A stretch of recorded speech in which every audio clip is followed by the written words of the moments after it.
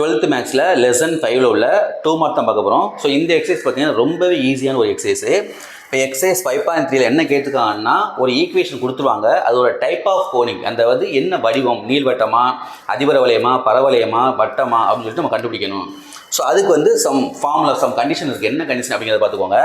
நம்ம வந்து கொடுத்துருக்க சம்மில் ஃபஸ்ட்டு வந்து ஏபிசி கண்டுபிடிக்கணும்.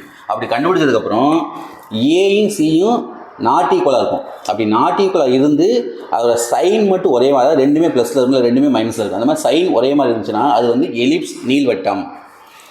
ஏயும் சியும் நாட் ஈக்குவலாக இருந்து அதோட சைன் வேறு வேறு சைனாக இருக்கும். ஒன்று ப்ளஸ் இருக்கும், ஒன்று மைனஸ் இருக்கும். அப்படி வந்துச்சுன்னா அது வந்து ஹைப்பர்போலா அல்லது அதிபர வளையம். அதுக்கடுத்து அந்த ஏசி கண்டுபிடிக்கணும் பார்த்தீங்களா, அந்த ரெண்டு வேல்யூவில் ஏதாச்சும் ஒரு வேல்யூ ஜீரோவாக இருக்கணும், பி வந்து கண்டிப்பாக ஜீரோவாக இருக்கணும். அப்படி இருந்துச்சுன்னா அது வந்து பேரபோலா, பரவளையம். அதுக்கடுத்து ஏயும் சியும் ஈக்குவலாக இருக்கணும், ஆனால் பி வந்து கண்டிப்பாக ஜீரோவாக இருக்கணும். அப்படி இருந்துச்சுன்னா அது சர்க்கிள் அல்லது வட்டம். ஸோ இதை மட்டும் நீங்கள் தெரிஞ்சால் போதும், ஈஸியாக வந்து நம்ம கண்டுபிடிச்சிடலாம். இப்போ எக்ஸசைஸ் 5.3ல் ஃபஸ்ட்டு கொஸ்டின் பாருங்கள். 2x² - y² = 7ன்னு கொடுத்துருக்காங்க. ஃபஸ்ட் நம்ம ஏபிசி கண்டுபிடிச்சிக்குவோம். இப்போ ஏ = இந்த x⁴ முன்னாடி என்ன இருக்கோ அதான் வந்து ஏ.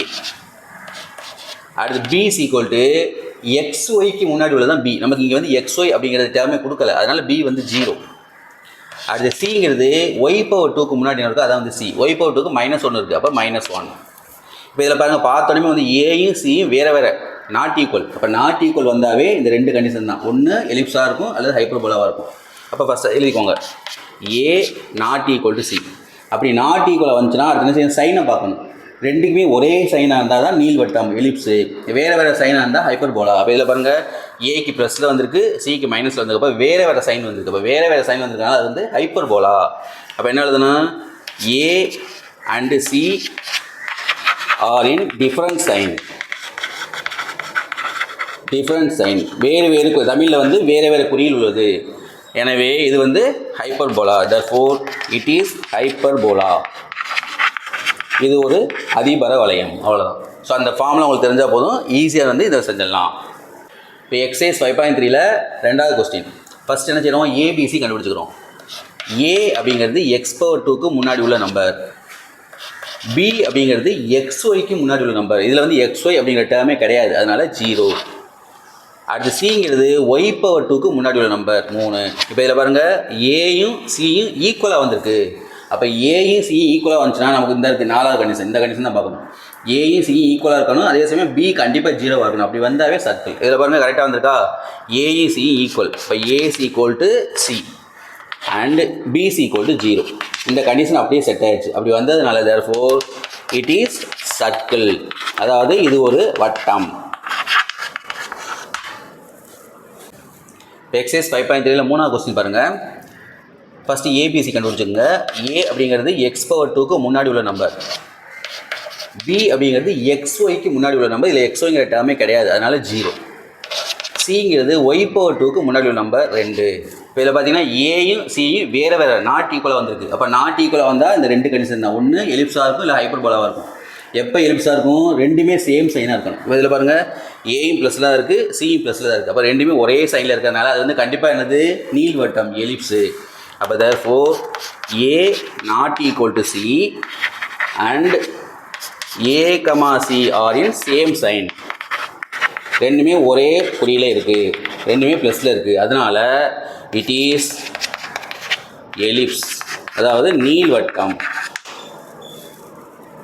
இப்போ எக்ஸசைஸ் 5.3ல் 4th கொஸ்டின். ஃபஸ்ட்டு ஏபிசி கண்டுபிடிச்சிக்கோங்க. ஏ அப்படிங்கிறது x⁴ முன்னாடி உள்ள நம்பர், இங்கே நம்பரே இல்லைன்னா 1ன்னு அர்த்தம். அடுத்து பிங்கிறது xyக்கு முன்னாடி உள்ள நம்பர், இங்கே xyங்கிற டேர்மே கிடையாது, அதனால் 0 போடணும்.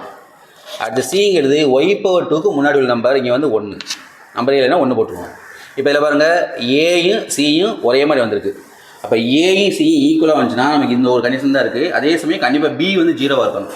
கரெக்டாக இருக்கா, ஏயும் சி ஈக்குவலாக இருக்குது, பி 0வாக இருக்குது. அப்போ therefore A = C and B = 0. அப்படி வந்தாவே அது என்னது, சர்க்கிள், வட்டம். therefore இட் இஸ் சர்க்கிள், அதாவது இது ஒரு வட்டம் அப்படின்னு சொல்லி முடிச்சிட வேண்டியதான். எக்ஸசைஸ் 5.3ல் 5வது கொஸ்டின். ஸோ ஃபஸ்ட்டு என்ன பண்ணிங்கன்னா, ஏபிசி கண்டுபிடிச்சிக்கோங்க. ஃபஸ்ட்டு ஏங்கிறது x⁴ முன்னாடி உள்ள நம்பர், அப்போ 11. நெக்ஸ்ட் பிங்கிறது XYக்கு முன்னாடி உள்ள நம்பர். இதில் XYங்கிற டேர்மே கிடையாது, அதனால் 0. அடுத்து சிங்கிறது Y/2க்கு முன்னாடி உள்ள நம்பர், அப்போ -25. இப்போ இதில் பாருங்கள், ஏக்கு 11, சிக்கு -25, ரெண்டு வேறு வேறு நம்பர் வந்திருக்கு. அப்போ A ≠ C. அப்போ A ≠ Cனா நமக்கு வந்து ரெண்டு கண்டிஷன் இருக்குது. ஒன்று எலிப்ஸாக இருக்கும், இல்லை ஹைப்பர்போலாவாக இருக்கும். எப்போ எலிப்ஸாக இருக்கும்? ரெண்டுமே ஒரே சைனாக இருந்தால் எலிப்ஸு, வேறு வேறு சைனாக இருந்துச்சுன்னா ஹைப்பர்போலா. இப்போ இதில் பாருங்கள், ஒன்று ப்ளஸில் இருக்குது, ஒன்று மைனஸில் இருக்குது, வேறு வேறு சைனில் இருக்குது. அப்போ A and C are in different sign, வெவ்வேறு குறிகளில் உள்ளது. ஸோ அதனால டிஃப்ரெண்ட் சைனாக இருக்கிறதுனால இது என்னது? ஹைப்பர்போலா, அதிபர வளையம். அப்போ இட் இஸ் ஹைப்பர்போலா, இது ஒரு அதிபர வளையம். எக்ஸசைஸ் 5.3 6வது கொஸ்டின் பாருங்கள். ஸோ இந்த ஈக்குவேஷனில் ஃபஸ்ட் என்ன செய்யணும்? ABC கண்டுபிடிச்சிக்கோங்க. A அப்படிங்கிறது X/2க்கு முன்னாடி உள்ள நம்பர். இதில் X/2 அப்படிங்கிற டேர்மே கிடையாது, அதனால் 0. அடுத்து Bங்கிறது XYக்கு முன்னாடி உள்ள நம்பர். இதில் XYங்கிற டேர்மே கிடையாது, அதனால் 0. Cங்கிறது Y/2க்கு முன்னாடி நம்பர். Y/2 இருந்தால் இருக்குது, முன்னாடி நம்பரே இல்லைன்னா 1ன்னு அர்த்தம். இதில் பாருங்கள், ஏக்கு 0 வந்திருக்கு, சிக்கு வந்து 1 வந்திருக்கு. அப்போ ஏ அல்லது சி ரெண்டில் ஏதாச்சும் ஒன்று 0 வந்திருக்கு. இந்த பாருங்க, ஏ அல்லது சி ரெண்டில் ஏதாச்சும் ஒன்று 0 வந்துச்சுன்னா அது வந்து என்னது? பேரபோலா.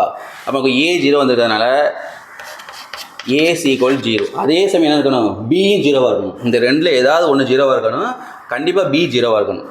அப்போ இதில் B 0வாக இருக்குது. இப்போ இருக்கிறதுனால இட் இஸ் பேரபோலா, அதாவது பரவளையம்.